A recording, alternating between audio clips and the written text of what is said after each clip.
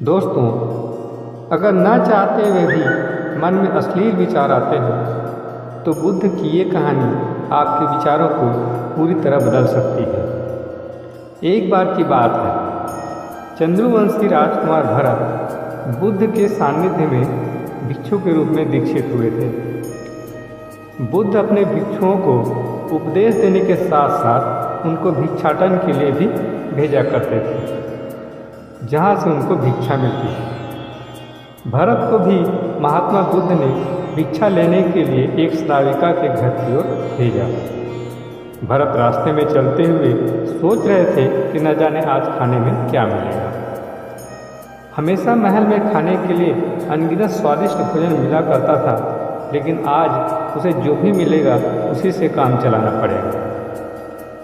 भरत ने श्राविका के घर पर जाकर भिक्षा के लिए याचना की।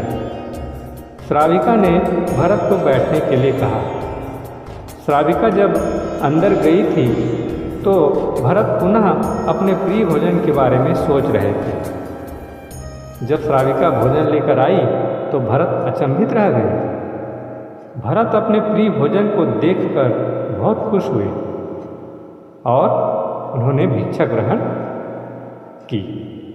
भिक्षा ग्रहण करते हुए भरत सोचने लगे कि उनको हमेशा भोजन के बाद कुछ विश्राम करने की आदत है, लेकिन आज उन्हें यहाँ से खाना ग्रहण करने के बाद धूप से होकर वापस आश्रम की ओर पहुँचना है।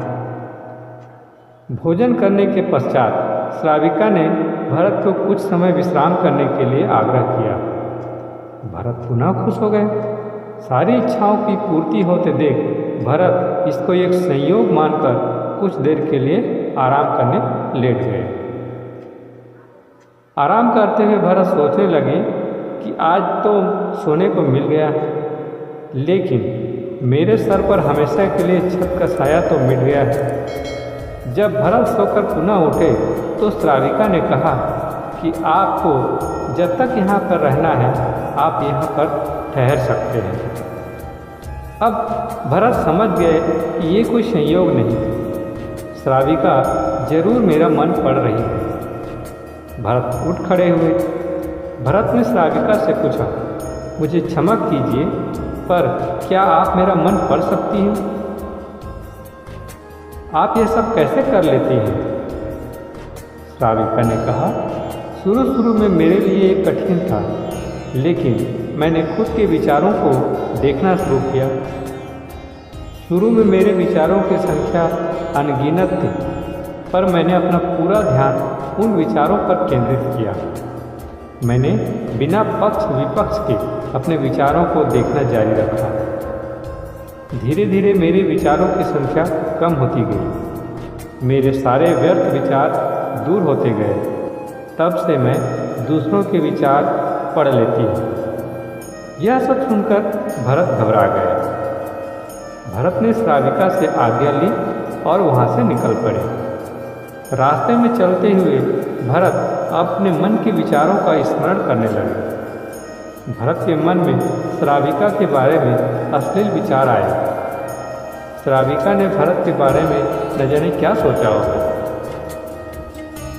भरत को खुद पर शर्म आ रही थी। भरत जब आश्रम पहुँचे, भरत ने बुद्ध से कहा कि अब से वह कभी भिक्षाटन के लिए नहीं जाएंगे। बुद्ध ने भरत को नीचे बैठाया और कहा, क्या हुआ? तुम मुझे अपनी सारी व्यथा विस्तार से बताओ। भरत ने विस्तार से सारी बात बताई। भरत की बातों को सुनकर बुद्ध ने कहा, आज से 7 दिनों के लिए श्राविका के घर पर भिक्षा के लिए तुम ही जाओगे, लेकिन तुमको कुछ बातों का ध्यान रखना पड़ेगा। कल तुम जाते हुए अपने चित्त को पूरे होश में रखना। तुम्हारे अंदर कौन से विचार उठ रहे हैं उन पर ध्यान केंद्रित करना। होशपूर्ण और जागरूकता के साथ ध्यान करना कि कौन सी वासना तुम्हारे भीतर उठ रही है। इन सभी का ध्यान करते हुए जाना और फिर मुझसे विचार विमर्श करना। अगले दिन भरत बुद्ध के बताए अनुसार पूरे मार्ग में अपने होश को जागृत रखते हुए चल रहा था। भिक्षु आज पूरी तरह से जगा हुआ था।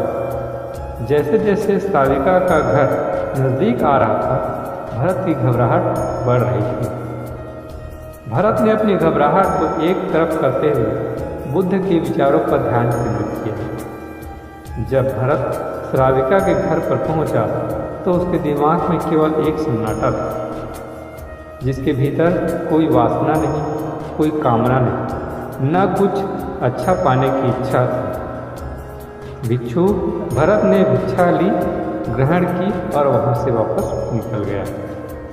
आज भरत रास्ते में नाचते हुए आया। आज उसको जिस आनंद की अनुभूति हुई वह अद्भुत थी। आज से पहले इस आनंद को उसने कभी महसूस नहीं किया।